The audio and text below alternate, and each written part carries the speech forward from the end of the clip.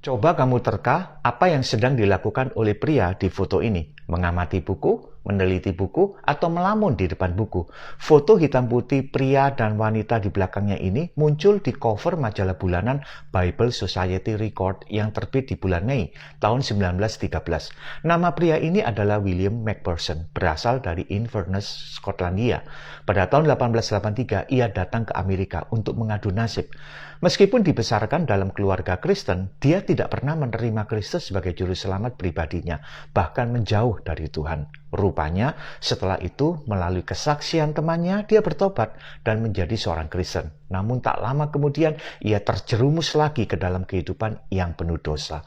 McPherson bekerja di sebuah pertambangan di Colorado yang dalam pekerjaannya sering menggunakan bahan peledak. Suatu hari, ia mengalami kecelakaan karena ledakan dinamit. Ia hampir mati.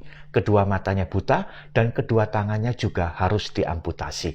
Dalam keadaan penuh penderitaan dan perjuangan untuk tetap hidup, ia mulai kembali kepada Tuhan dan ia menerima anugerah pengampunan. Namun penyesalan terbesarnya adalah dia tidak dapat membaca Alkitab lagi. Teman-temannya datang menghibur dan menyanyikan pujian dan membacakan Alkitab untuknya. Tapi itu nggak cukup. Semakin hari, McPherson semakin berat menjalani kehidupan.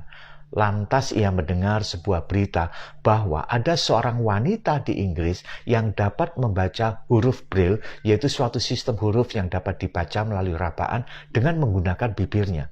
Dengan penuh harapan untuk bisa melakukan hal yang sama, McPherson mencoba membaca Alkitab berhuruf Braille dengan bibirnya. Namun ia kecewa karena ternyata syarafnya yang ada di bibirnya juga nggak berfungsi. Suatu hari ketika ia sedang mencoba meraba lembaran-lembaran huruf Braille itu dengan bibirnya, tiba-tiba lidahnya tanpa sengaja merasakan huruf-huruf itu. Segera ia mempunyai ide untuk belajar menggunakan lidahnya membaca Alkitab berhuruf Braille itu. Pagi, siang, dan sepanjang malam ia bergumul dengan huruf Braille.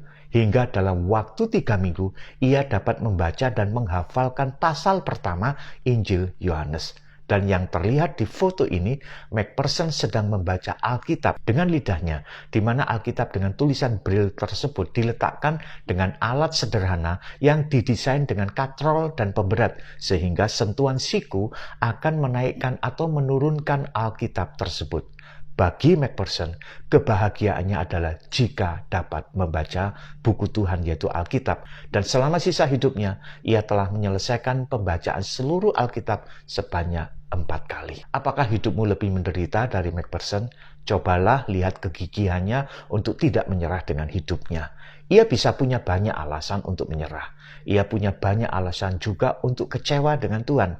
Meskipun mungkin ia kecewa ketika tragedi terjadi, siapa sih yang gak kecewa dan marah kepada Tuhan yang seolah-olah Tuhan membiarkan bom itu meledak tepat di dekatnya. Namun setelah itu ia bangkit.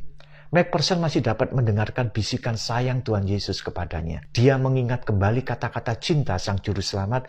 McPherson bangkit dari keterpurukannya dan tidak mau menyerah dengan keadaan. Meskipun matanya buta dan kedua tangannya diamputasi dan bahkan sebagian syaraf wajahnya mati, namun masih ada lidahnya untuk membaca firman Tuhan. Semoga kita yang sehat dengan anggota tubuh yang normal lebih bersemangat lagi membaca dan merenungkan firman Tuhan. Ayo bangkit dari penyesalan diri sendiri. Hidup ini singkat kok. Setelah itu kita akan bersama-sama tinggal dengan Kristus selamanya dalam kemuliaannya. Di surga tidak ada air mata lagi. Wahyu 21 ayat 4 katakan, dan ia akan menghapus segala air mata dari mata mereka dan maut tidak akan ada lagi. Tidak akan ada lagi perkabungan atau ratap tangis atau duka cita. Sebab segala sesuatu yang lama itu telah berlalu. Di surga semua penderitaanmu akan lenyap.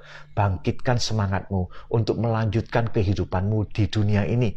Tuhan berjanji untuk menyertaimu dan menguatkanmu selalu. Amin.